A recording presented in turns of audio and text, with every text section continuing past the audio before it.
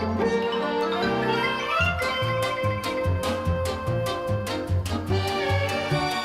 everybody, it's Chris Eads, known online as Wootini, here with another Gay Gamer video podcast. I saw a couple of movies this week, although only one of them was new. First, I saw Climax, which is an artsy French film about a group of dancers who are dosed with LSD and have a really bad trip. It was slightly disappointing. Everyone had led me to believe that this was going to be some kind of crazy, insane, like, wild thing, and it kind of wasn't. Like, I thought once they started hallucinating, we were going to see the hallucinations, but you don't. There's no real special effects to it.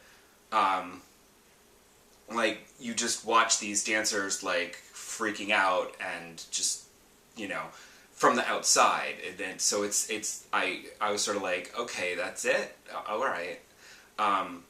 So slightly disappointing. But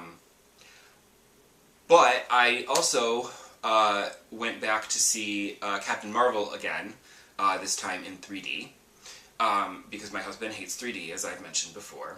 So we have to see things in 2D. And it used to be okay because I would say, okay, fine, we'll see it in 2D, and then when they put out the Blu-ray for home video, I would just buy the 3D Blu-ray and watch it on my 3D TV and everything would be fine.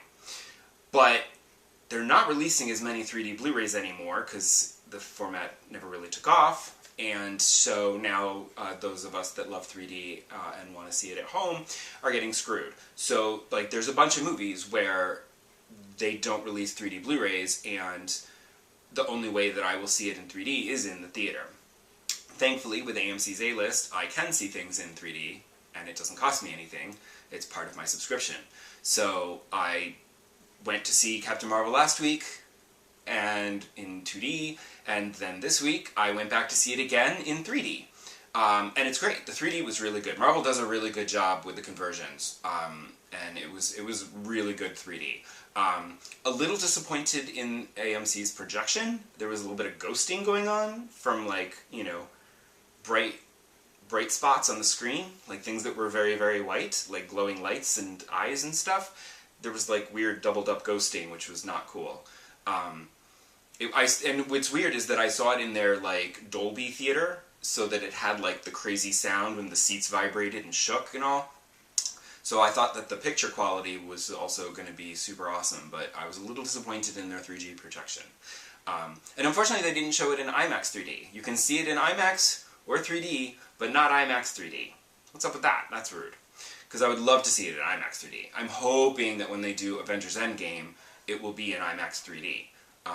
Because we're going to have to see it again. I'm going to have to see it in 2D. But then I'll go back the next week and see it again in IMAX 3D, hopefully.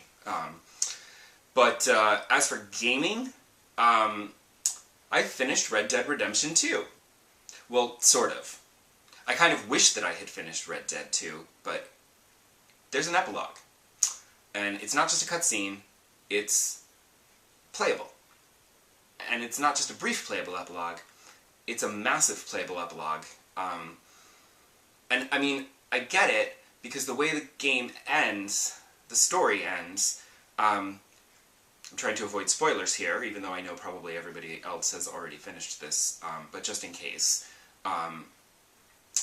The way that the game ends makes it difficult to do, okay, you finished the story, now if you want to just keep exploring this world and doing all the various side fetch quest things, you can still continue to do that.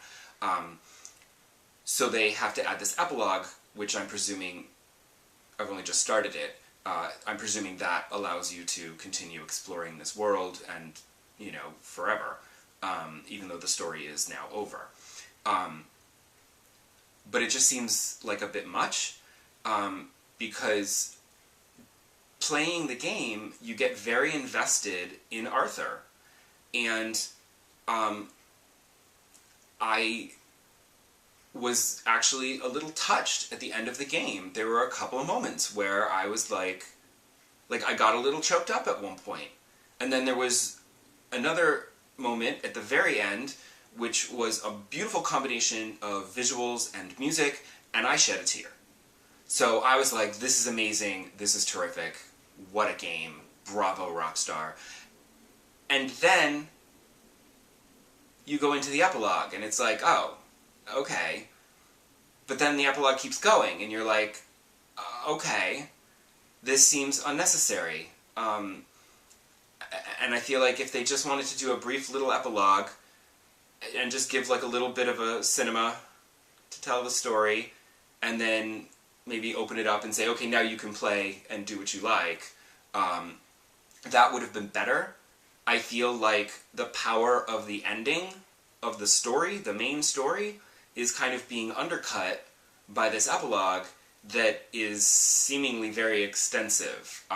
It just keeps going. It's weird. So, not crazy about this epilogue. But I'm going to play the whole thing and see where it goes. And I'm hoping that it will tie back in and it'll be okay, but I don't know if it will. Hopefully it's not that long, and next week I'll be able to give you my full thoughts on the end of Red Dead Redemption 2. Because if it takes me more than a week to play this, I mean, granted I play everything, but I don't see myself getting as distracted with side things now. I feel like this, I'm just going to literally just push through and do the story and see where it goes, and hopefully it all ties together in the end. We'll see. So come back next time, and we'll see what happens. Cliffhanger. Bye!